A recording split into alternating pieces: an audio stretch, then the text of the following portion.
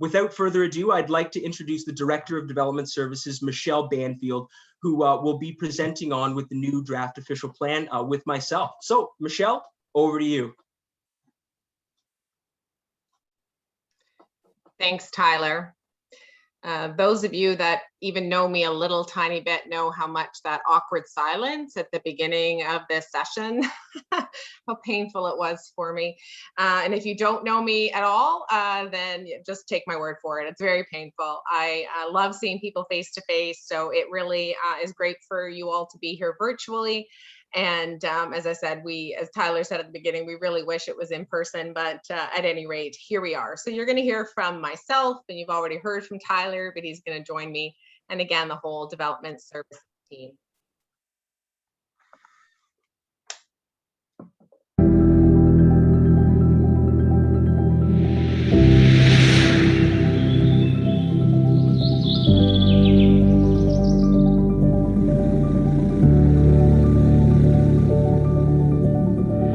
Barrie is a rapidly growing city that will see many changes in the year to come.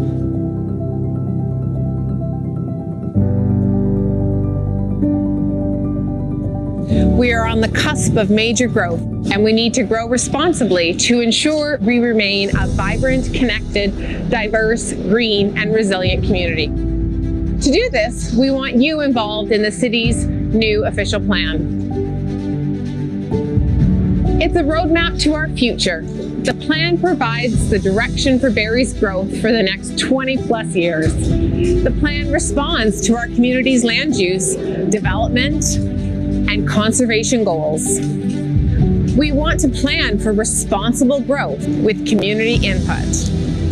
The official plan will help us do this as it reflects our needs and hopes for our city. A great city doesn't just happen. We must plan for it. The plan will make sure that residents, businesses, and the entire city share a vision for the future. It impacts the types of housing, where you work, how you travel, and how you enjoy and live in our city. Themes in the plan: an urban and complete city, with the development of mixed-use buildings and providing more affordable housing options, offering more opportunity for places to live, work, shop, and connect within the city. Attractive city, striving for design excellence in the built form and public realm to create an attractive community. Offering opportunity to enjoy public spaces year-round and encourage active streets. A connected and mobile city, making active transportation a priority. The city's approach to transportation will be adaptable to the future trends in technology and be less reliant on automobile travel. Waterfront and green city, continuing to recognize the waterfront as the focal point of the city and explore ways to interconnect downtown Barrie to the waterfront. Protect, enhance, and restore the natural heritage system for future generations. A resilient city, making Barrie resilient to the effects of climate change by working with other agencies to understand and respond to future environmental trends. Designing buildings and a community that provides spaces, services, and infrastructure that meet the needs of residents through all stages of life. A prosperous city.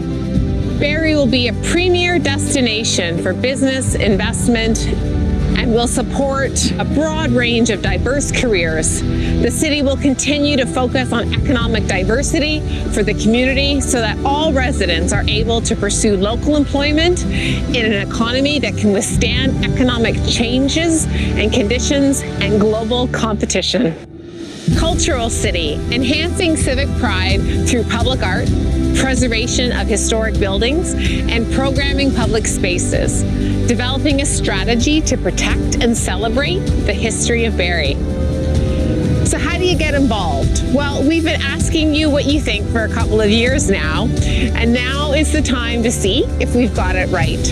Look at your neighborhood and your favorite spaces in the city and see if the proposed policy structure matches your vision for the city.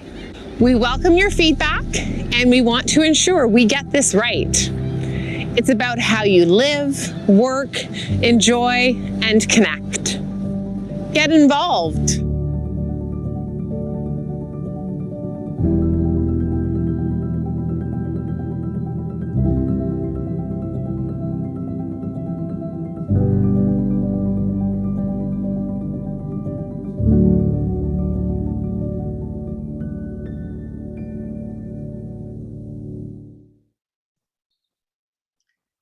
I find that music really inspirational. It's kind of like, Tyler, you and I are in the Olympics and I'm passing the baton to you.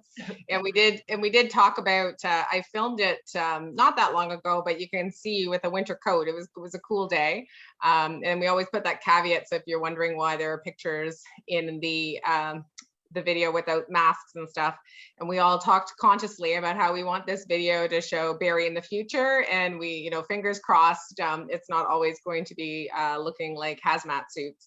So the introduction to today, you know, as I said, fall of 2018 was when we started getting some community feedback, and you know, use that feedback really to work on and set the philosophy for the official plan. And it's supposed to provide direction and you know, kind of coordinate all sorts of different things that are happening at the city. It's not just about land use planning, but it's also includes some of our master plans and our infrastructure, and everything kind of has to tie in together.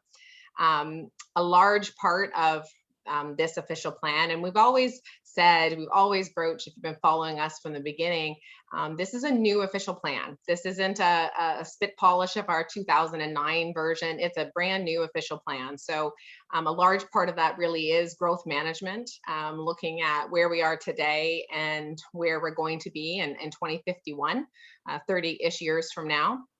Really trying to tie in the provincial direction on growth management, as well as, you know, give it a Barrie spin. And so back in September of 2020, we released a draft version of the official plan, and draft 1, as I'm calling it, and citywide urban design guidelines. And we did receive a lot of input, and we took that input, and this is what's kind of come as part of our draft 2. So early part of May, we did the release of draft 2. We didn't do the urban design, another release of the urban design guidelines. They're going to follow up in the fall. But we have obviously today the open house, and then the statutory public meeting, which is at the beginning of June. So I'm just going to tell you a little bit about what we heard in draft 1. And these are kind of the reoccurring themes that really show what was important to everybody. So housing and development, where everybody wants to live. Focusing on mixed use developments, looking at the impacts of second and third suites across our municipality, as well as looking to make sure we have permissions for innovative forms of housing, sharing housing, and of course, affordable and attainable housing across our municipality. Economic development was also a common theme, focusing to make sure that we don't just focus on residential development, that there are places for businesses to open and jobs to be had. Parking and transit, I always said, was kind of interesting, the comments that came for that. There's a lot of comment about protecting our existing parking and what we have. At the same token, people saying, hey, can we do something different with some of these parking lots that we see empty all the time in fantastic locations? Can we co-share? Can we, you know, can we redevelop some of these parking lots? And then again, a huge focus, people wanting us to be sure that the plan allows for bus and rapid transit, and protecting the GO stations and all those sorts of things, if we trails and all those things, to kind of move away actually from parking and the automobile. In public art, some comments about how important public art is to people and wanting that integrated into what we see in the future. Definitely heard, and it shouldn't be a surprise from everybody, about how important the natural spaces are in our municipality, and the environment, and protecting the environment and enhancing it. You know, I always say to people, it's about not just about individual little pockets of environmental land. It's how we kind of acquire all of those through development applications, and then our own system, and it all comes together to make this natural heritage system and really protecting that. And also looking at green development standards, increasing trees, and again, just kind of promoting those walks and trails and bike lanes and stuff. The settlement boundary for some property owners and was quite interesting, and really what that looks at, and it tends to rely more on lands in the secondary plan areas in the south end of Barrie, but it's making sure that the growth is focused and the settlement boundary has enough space, if you will, to accommodate all the people and jobs that we need to for 2051. The waterfront ties into as well the natural environment and really looking at some of the mixed use developments along there, as well as making sure that active transportation and different uses are promoted along the waterfront. And heritage comments also, it's kind of like everything, it's like the new and the old and how that all kind of factors in together, but certainly protecting our historic neighborhoods and different elements of our heritage. So kind of just some snapshots of some of the key differences between draft 1 and draft 2. We did receive a lot of comments on draft 1, and we saw draft 1 as being, almost much like tonight, kind of an education in terms of, because the vision was so different from the 2009 plan. We have so many more people to accommodate, so many more jobs. So as you can see here, this plan is proposing to take us to 2051, 298,000 people, and 150,000 jobs. So about, 2 people for every 1 job, that sort of thing. Those numbers are given to us from the province of Ontario as part of the growth plan. So the previous version had an earlier version of the growth plan, if you will. This version has the current plan, and it takes us to 2051. So to accommodate that growth, and then that settlement boundary piece that I talked about a little bit earlier is not there. Right now, our settlement boundary in this version is contiguous with our municipal boundary. Attempted to make some comments that we received about making the document a bit more clear and concise. As I said, the majority of the feedback was being able to incorporate it into this draft. We updated mapping to capture some phasing in the secondary plan areas, so the South Barrie, as well as some corrections and oversights. We spent some time on chapter 3, which is the built form and how that ties into transition, in particular in our existing neighborhoods, and as well some focus on the public realm, as well as spent some time doing land use designations and reorganizing some of those policies and trying to keep like with like, if you will. We have had some people ask us if we have a matrix or if we have a list of all the comments that we received and all the actions that we took. And for this version of the plan, we do not. We have, as I said, we've got these themes, we've got your comments. We will have that for the second draft. The second draft is our statutory draft. So comments that come in now will definitely be indexed and part of our final staff report, but we don't have that available for this version. That being said, definitely have spoken to people that want us to kind of loop back with them about their comments, and we're happy to do that. So you just email the OP email, and we have already set up some discussions with people already. So happy to do that. So for now, I'm just going to talk a bit about how you would work through the official plan. And I'm not going to kind of belabor the points, if you will, but kind of some of the way that you would crack it open, because people often say to me, Michelle, I don't even know where to start with this document. So for me, I always say to people, start with a map and find where you want to be. So you're finding your house, are you finding your school, are you finding your church? Find where you want to be and find it on the map. And that map, the first map you're going to look at is the community structure. And that's going to say, is it employment area? Is it a natural area? Is it residential? Is it in the urban growth center? Is it on an intensification corridor? So really the best thing to do is find your property or whatever area you're looking in, find it on the map, find it in the community structure. And then underneath the community structure, you're going to see what I call the coloring book. You're going to see the land use map. Every color on that map means something different. And so the yellow that we see in this version, that's residential, that's neighborhood area, which is mostly residential. You know, the red is commercial, the purple is employment land, the green is natural heritage system. So the orange is strategic growth area. So all these different these colors. And in the same way, you take a look at that color, it'll say your neighborhood area. So then you find that area in the plan, and then that kind of links all those policies to it. In addition, some of the policies are dictated by the mobility network. Where are the trails? Where are the roads? How are the roads structured? We have a road classification system, and sometimes uses are different, whether you're on a major road or whether you're just on a local road. So, you know, take a look at that. What's your road classified as? Because sometimes that'll tell you, you know, kind of where bike lanes are going to be and all those sorts of things. And then the parks and open space, and that is kind of like how everything kind of nestles together and how much that we want to obviously preserve, enhance, add more, make sure that there's great connections.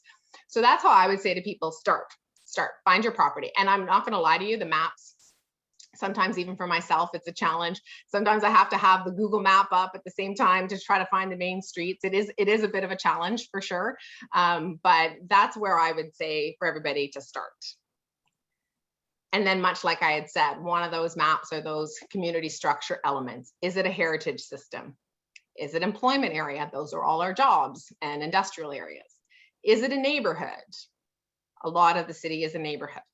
Is it in the urban growth center? The urban growth center is right around our downtown, nestles Kempfelt Bay in the downtown.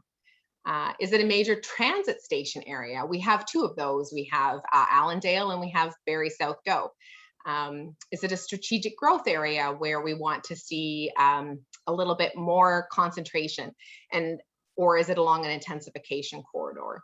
So these are some of the community elements that all, again, tie into what would be allowed to develop if we had a new application come in today.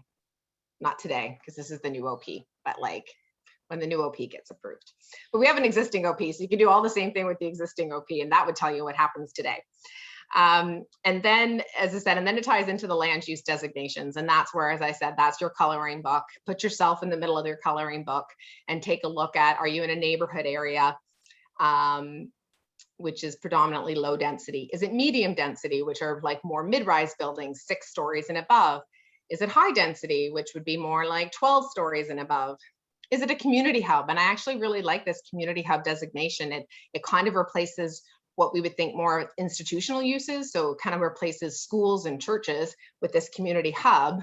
And it allows for a mix of different uses, still focusing on allowing those institutional uses, but also giving a little bit of flexibility. If, say, a church has some extra land they want to develop, it just provides a little bit of flexibility.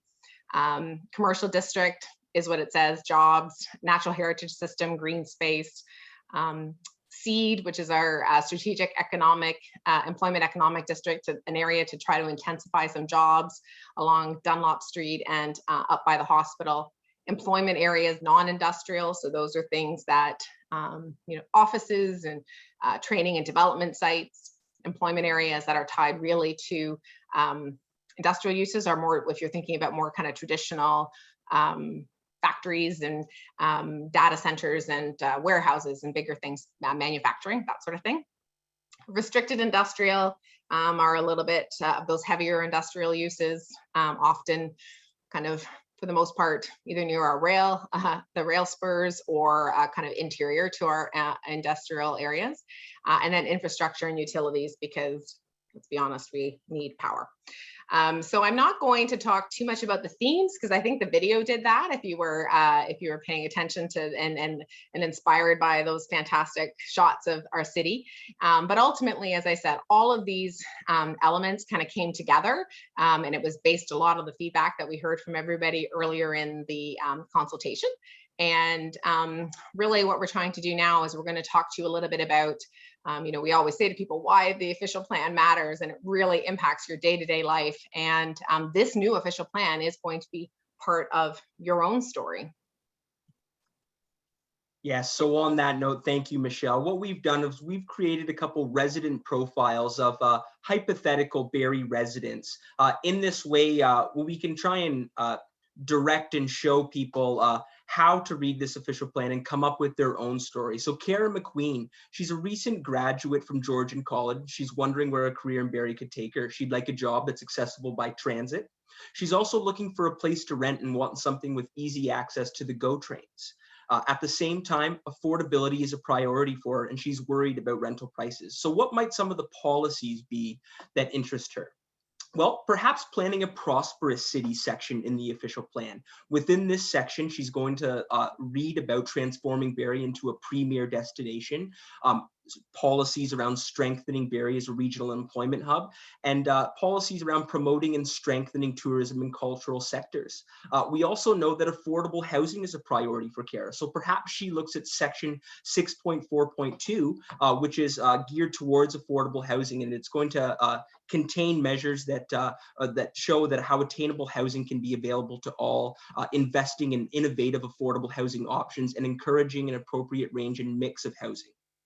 Finally, we know that Kara is very transit oriented and she's looking for active transportation. So maybe she takes a look at that section of the official plan.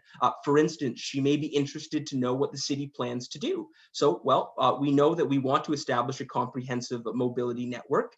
We want to create opportunities for multi-use trails and commuter cycling routes and efficiencies. And we also want to utilize the existing street network for developing a comprehensive and integrated transit network, including local, regional, rapid transit. So we've looked at the policies, but on to what Michelle said. How can you visualize where these things will occur? Well, looking at a community structure map geared towards the transportation aspect, maybe she looks at a major transit station area. So these are areas that are planned around the Waterfront GO station and the Barrie South GO station. They're planned to be urban communities in their own right, which will offer easy access to a wide variety of mobility options. In addition to that, Kara might be happy to hear that the city aims to have 20% of all new units built in MTSAs be affordable. And that's even better than the overall citywide target of 10% of housing to be affordable within the city of Barrie.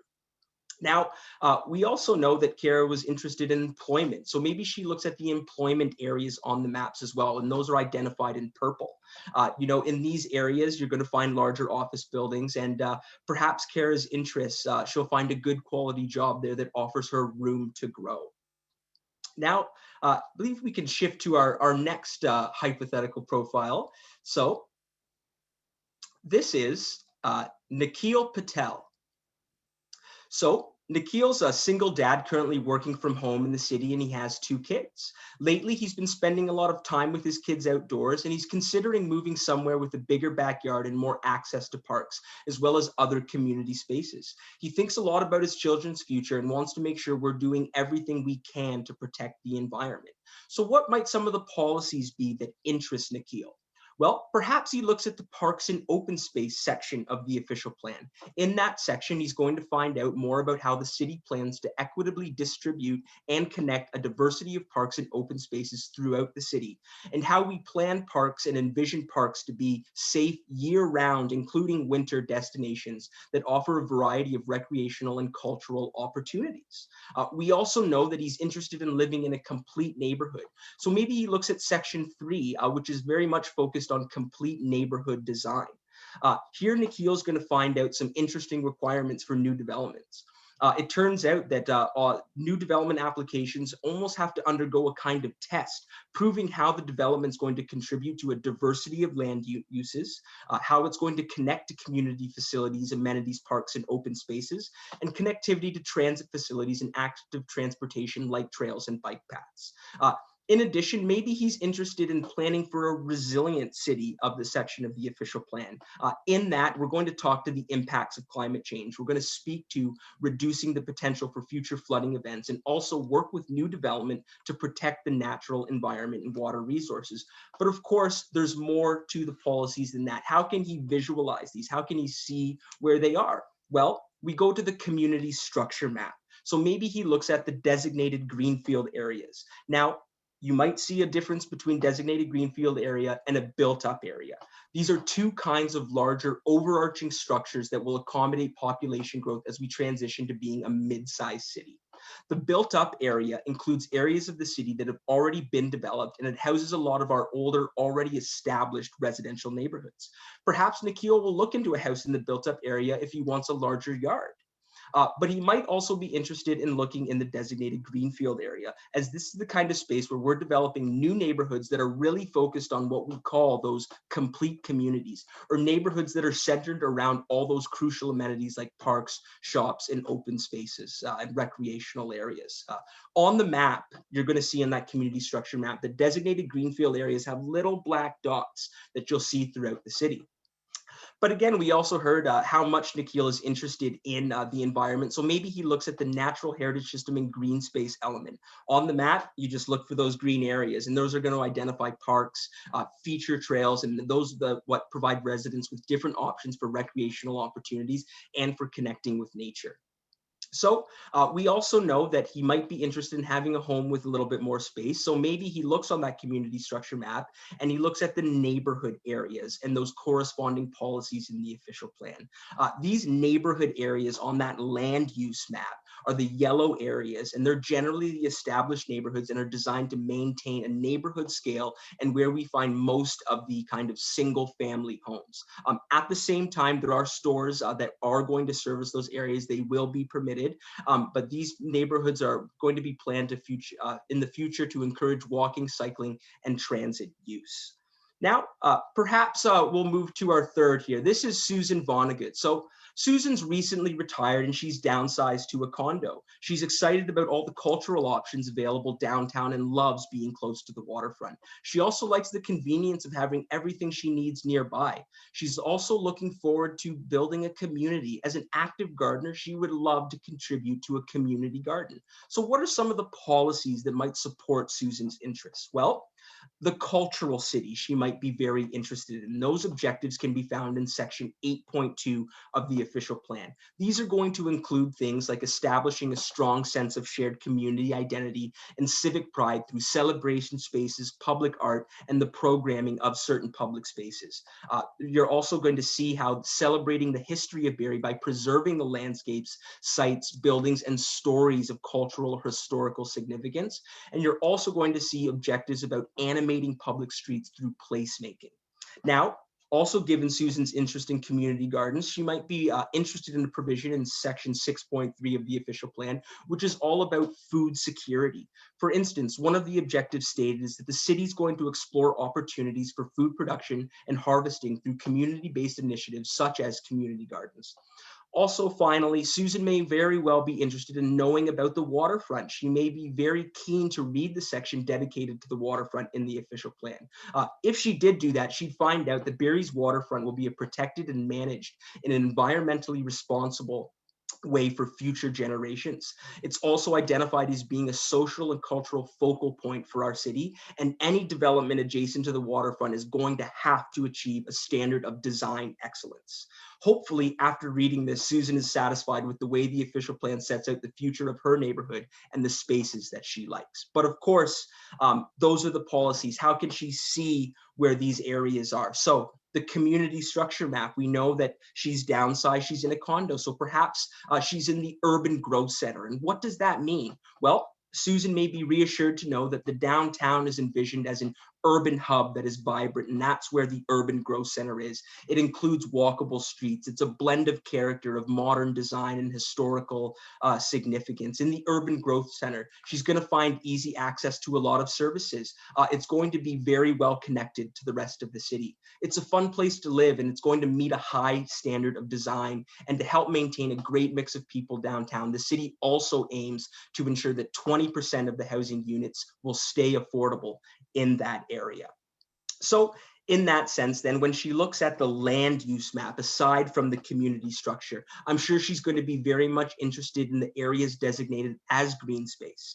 Well, these areas are for passive recreation uses, and that means the waterfront is really well protected. Now, Living downtown, Susan also knows that she's chosen an area that's going to see some high density development. These are the areas in brown on the map. And we know that this likely means taller buildings, but what else does it mean? Well, it doesn't just mean residential buildings. It's also planned to have parks, open spaces in these high density areas for commercial retail outlets, office spaces, as well as institutional uses like libraries and community centers. So knowing Susan wants to have easy access to everything that she needs and likes, maybe she does choose and likes to live in that high density area. Of course, we know the cultural significance of the city, and the cultural city features map is going to be able to describe to her where those areas of cultural significance are in those neighborhoods that are being protected. But of course, if she doesn't find the policies in this plan that correspond to what she wants to see and what potentially she thinks the vision of the city should be, she has until June 2nd to get in contact with us and provide us with that feedback on this version of the draft official plan. Thanks, Tyler. And you're right, that's a super important part. This remains a draft. It remains open for consultation. And I really do, as I said, challenge yourselves to look at your life, look at the maps, you know, find the objectives and the policies and see if they align with your vision. And you know, it is an urban vision. It's an urban official plan, urban and complete city. You know, we have a lot more people to plan for. All I would say to kind of all of you is that it's not going to happen overnight. It is, and that's what the whole kind of plan piece and the planning element too. Just wanted to share that with you. And so where can you find out more? buildingberry.ca/official plan. A whole bunch of stuff is there. Draft 2, the maps and appendices. We have a little dictionary, if you will, visual dictionary of key planning terms to help you understand some of the terms we talk about. The community structure explainer, so that talks a little bit about what each of these areas means. You know, there's what we heard during the 90-day consultation, and that really is an infographic kind of thing. So it's, again, it's not going to be that detailed matrix line by line, and there's some frequently asked questions there. But again, as always, shoot us emails, that sort of thing. We are absolutely happy to answer your questions. And after today, we have, in a couple weeks' time, we have June 2nd, which is our public planning meeting. Again, a statutory requirement when you do a new official plan. It's going to start at 6 o'clock. We're the only thing on the agenda, and it's going to be your opportunity to speak to council should you wish to. So register in advance like you did today, or again, you can submit written comments as well. There is any comment, no matter how we get it, if it's written, if you say it at the public meeting, will be responded to in kind of the overall comment matrix.